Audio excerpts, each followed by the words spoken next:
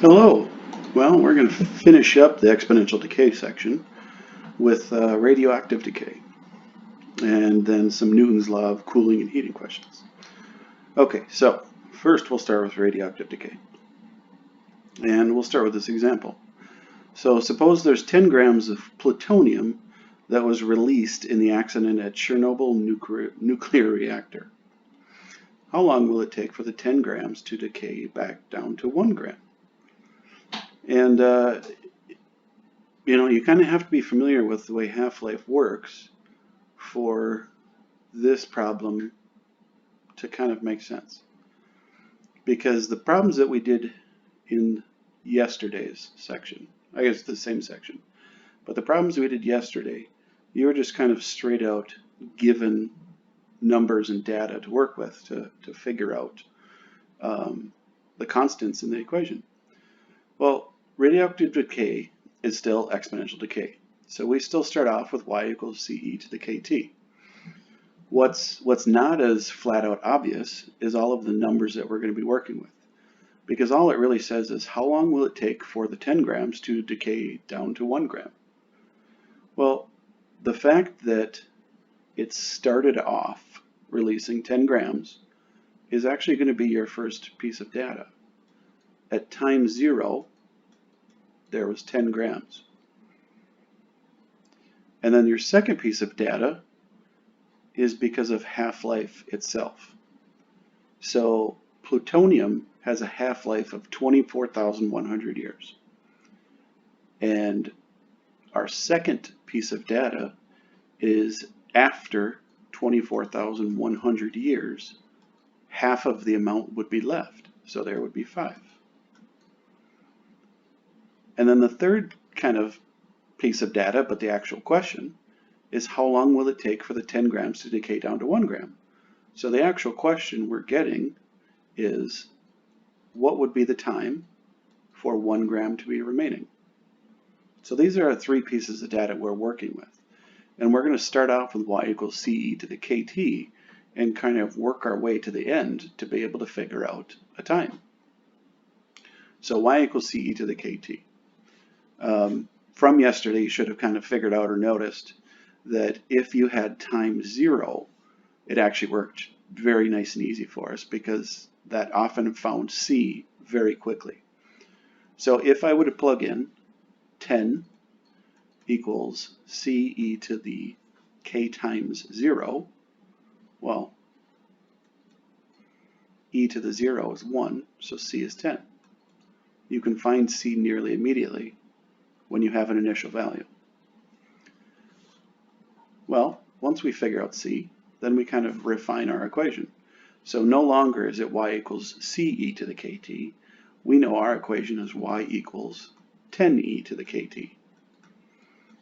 And then this is where we use our half-life info, the 24,100 years, 5 grams remaining.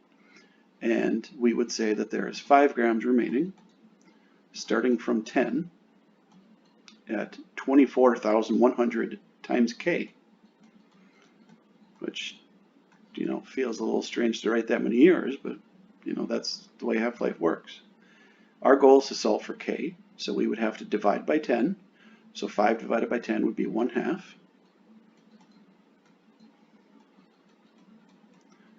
And since it's in an exponent, we're going to take the natural log of both sides.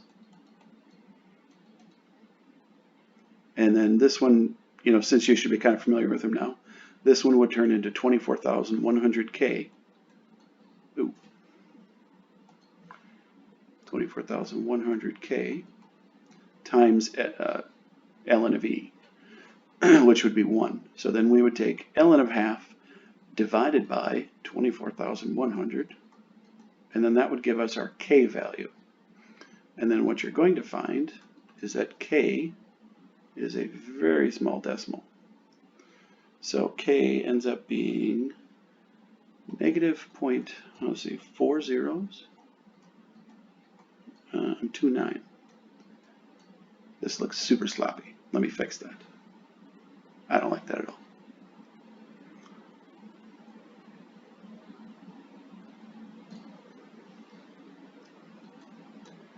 That's better.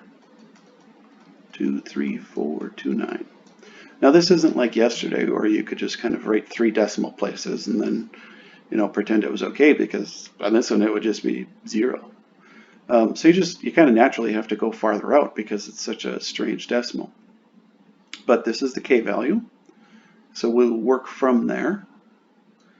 And our equation is now kind of refined further. So no longer is it 10e to the kt, now it's 10e to the negative 0.000029t.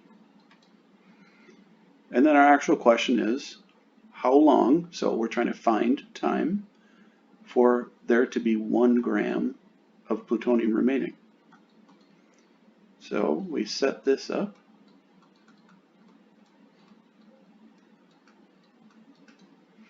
And to solve for t, I'm going to divide both sides by 10. So I would get 1/10.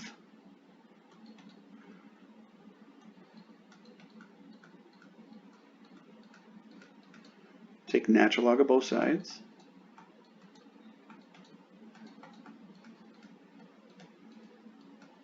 And then this is actually where it's really critical, because once we divide both sides by this decimal, if I actually just write this decimal in the calculator, my answer is going to be off by quite a few years.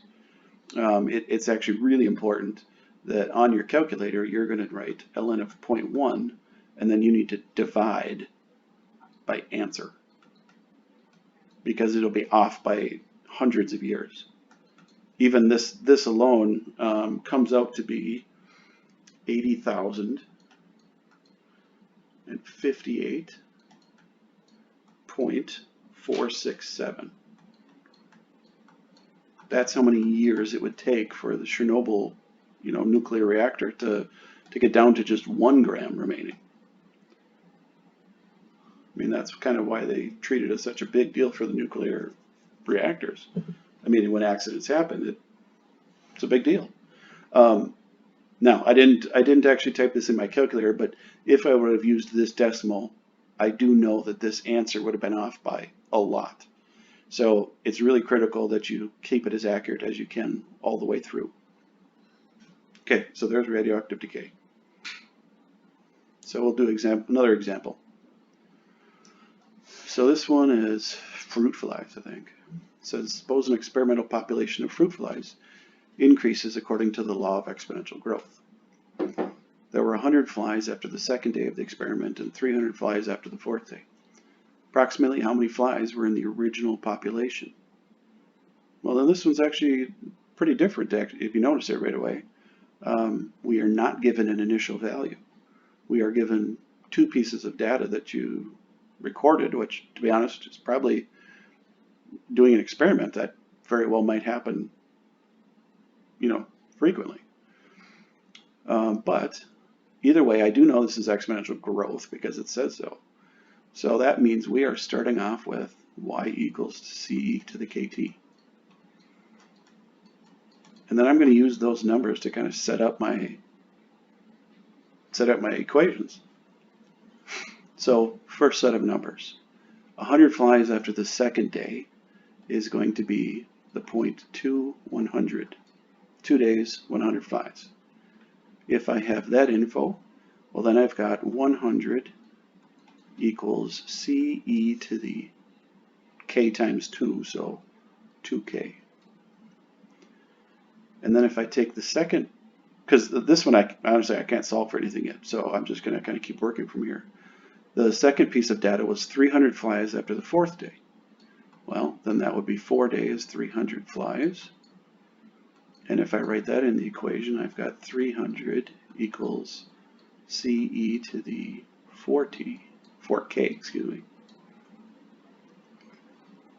Now, just kind of at first glance, it really doesn't feel like there's a natural progression or way to go from this problem. What you're going to have to do is you kind of have to take a step back and realize that we have 2 equations with 2 variables that we're trying to solve. And it's theoretically no different than when you were taught that back in Algebra 2 and Pre-Calc. So you have different methods of solving that, substitution, elimination, and graphing. If this were a graphing part of the AP test, you could use a calculator to do that. You could do elimination, except for it's not super easy to add these two lines together like you would like linear equations. So I'm going to go with substitution. So that means I need to solve for one of the variables and plug it in the other one. So I think on this one, it definitely looks easiest for me to solve for C. So I have two ways of doing this. Divide both sides by e to the 2k, or I can multiply both sides by e to the negative 2k. They give you the exact same thing. I mean, it really doesn't matter. Just for ease of writing, I'll write divided by e to the 2k.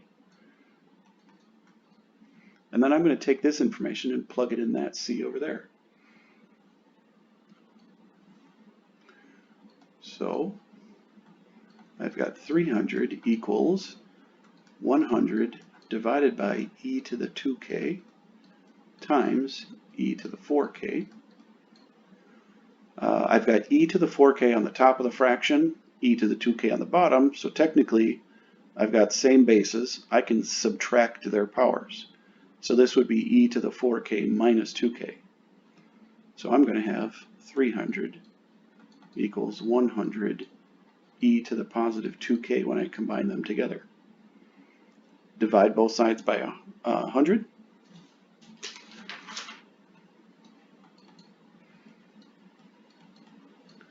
And then my goal is to solve for e to the 2k.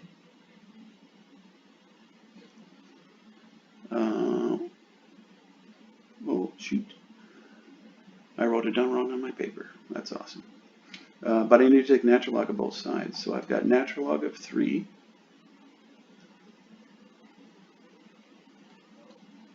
equals 2k. So I need to do natural log of 3 divided by 2. And that is going to give me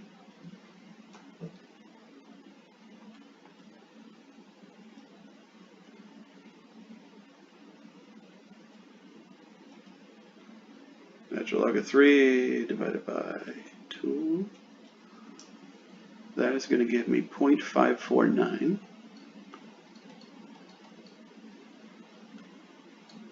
Okay. So this gave me one of the two variables I was trying to find. For me to find the second variable, I go over to where I had solved it. So it's similar to when you did the two variables, two equations. Once you find one answer, you plug it back in to find the second.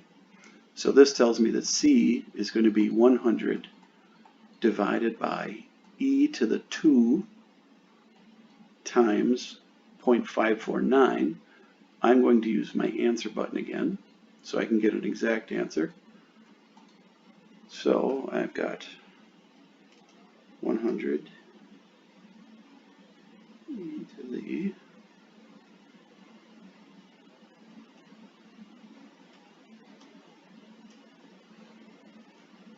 and I get 33.3, so 33 1/3.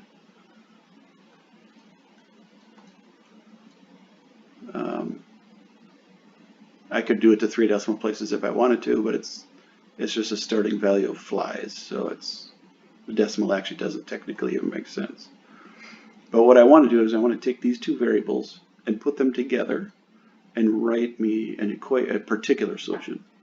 So I've got y equals 33 point, I'll keep it as a decimal, e to the 0.549 t. My original question, though, was how many flies were in the original population? Well, the original population would have been at time 0. And, you know, it's okay. If you recognize C as the initial population, you can go with that as well, too. But otherwise, the way you set it up is you put 0 in place of t. Because putting 0 in place of t would give you e to the 0, which is 1. So there are approximately 33 flies to start with.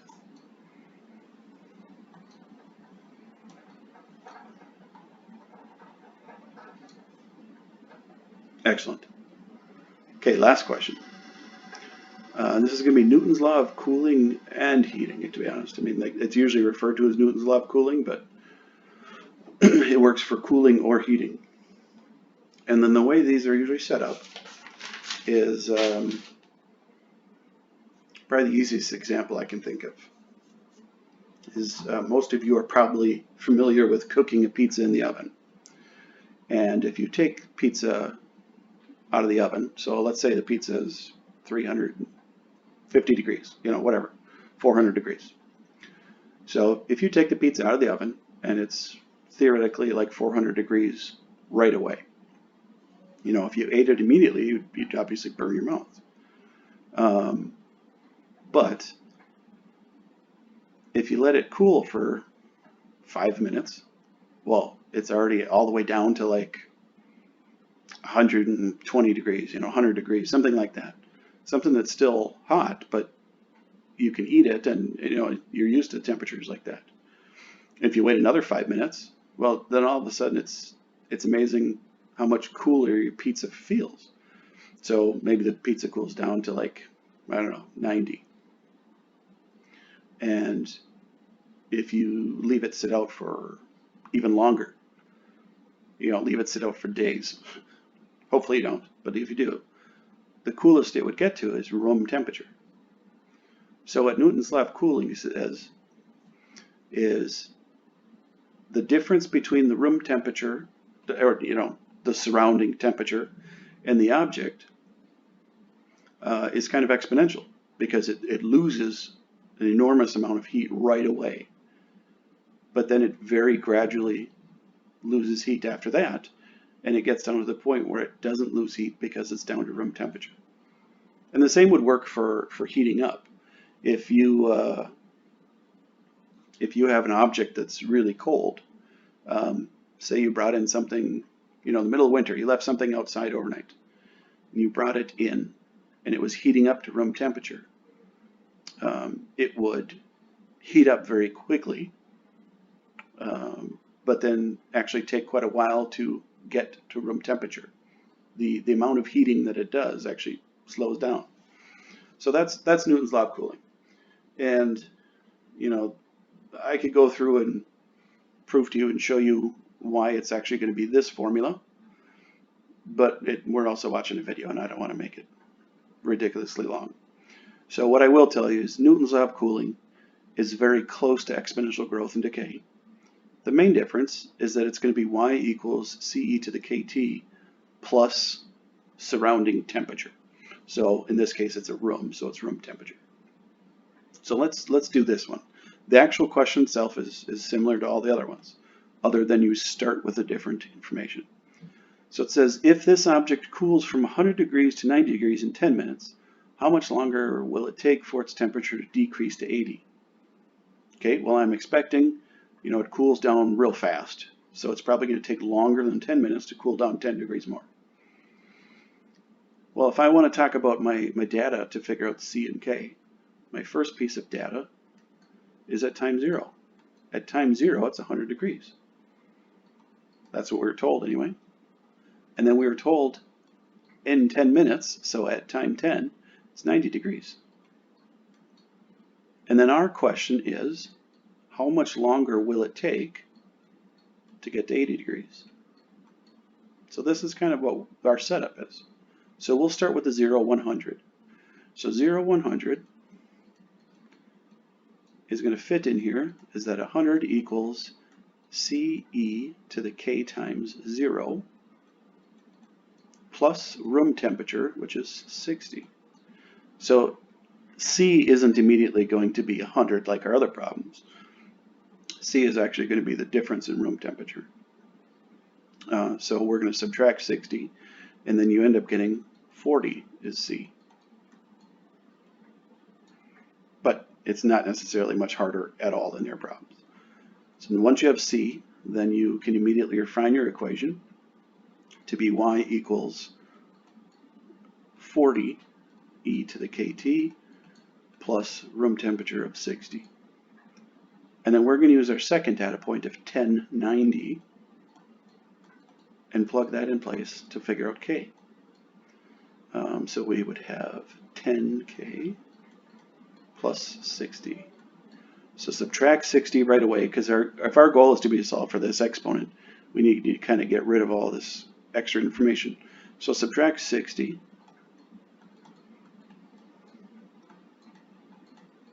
Divide by 40.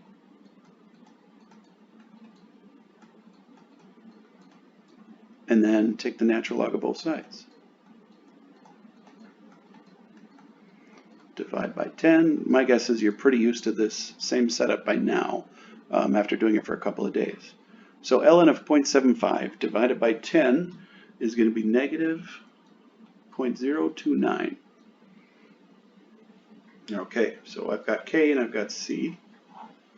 So then that tells me I have refined it to a particular solution, which is 40e to the negative 0.029 k, t, plus 60. All right, and then the last question is, how long does it take to get down to 80 degrees? Well, so I'm going to put 80 in place of y, and I'm trying to find t. And I shouldn't even say find t, because that doesn't answer the question directly. But we'll get there. So subtract 60, divide by 40. Ooh, talking faster than I can write. Divide by 40.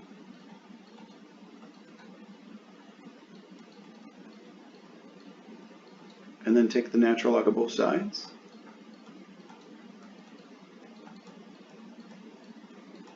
Divide by negative 0.029, which was the k value.